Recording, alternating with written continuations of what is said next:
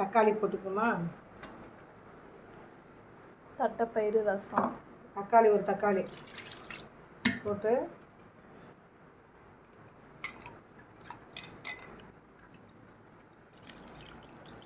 கொஞ்சமாக புளி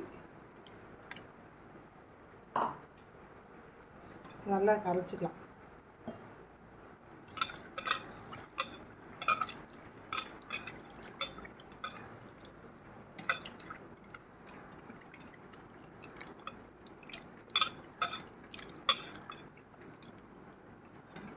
கரைச்சிட்டு ஊற்றி வேக வைக்கலாம்.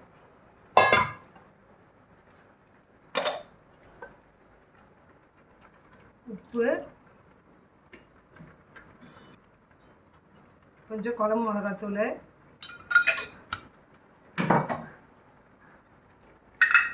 ரசப்பொடி ஒரு ஸ்பூன் ரசப்பொடி. நல்லா அப்போ தக்காளி எல்லாம் வெந்து கொதிக்கிட்டோம். இருந்தாலும் கொஞ்சம் நம்ம நுணுக்கி போட்டால் நல்லாயிருக்கும். ஜீரகம், மிளகு, பூண்டு, கொத்தமல்லி,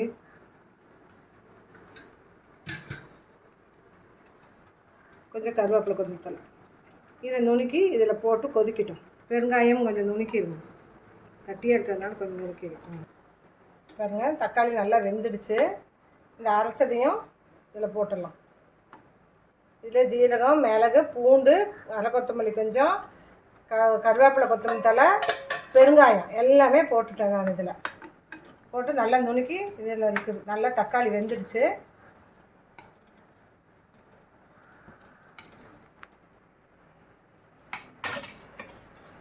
நல்லா கொதிச்சிருச்சா, இதை எடுத்து ஊற்றிட்டு இதையே வச்சு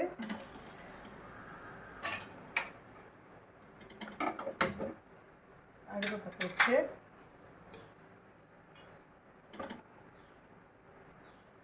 ஸ்பூன் நெய்,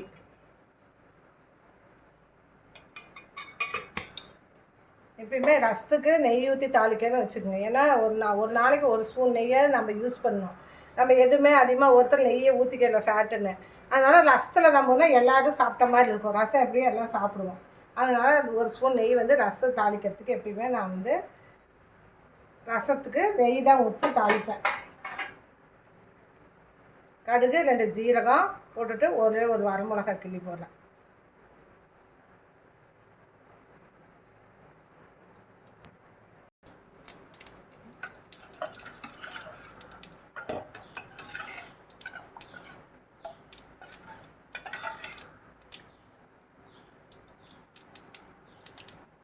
இதை ஊற்றிட்டு கொதிச்சிச்சா, இந்த தண்ணி தட்டைப்பயிறு தண்ணி எடுத்து வச்சுருந்தீங்கல்ல, இதையும் அதில் ஊற்றுங்க.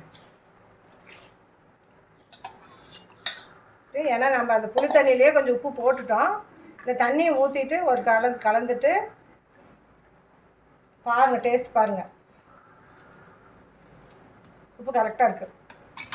பத்துலேனா உப்பு போட்டுங்க, கொஞ்சமாக முதல்ல கம்மியாக போடுங்க. இது கரெக்டாக இருக்குது.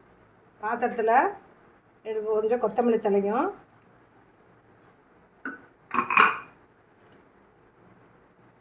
ஒரு பிஞ்ச் அளவுக்கு நாட்டு சக்கரை, கொதிக்கக்கூடாது.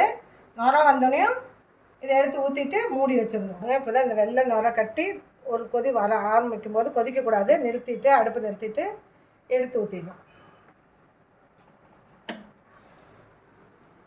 கொத்தமல்லி தலையும் கொஞ்சோண்டு நாட்டு சக்கரையும் போட்டுருங்க. இது தட்டைப்பயிறு தண்ணி ரசம் ரெடி.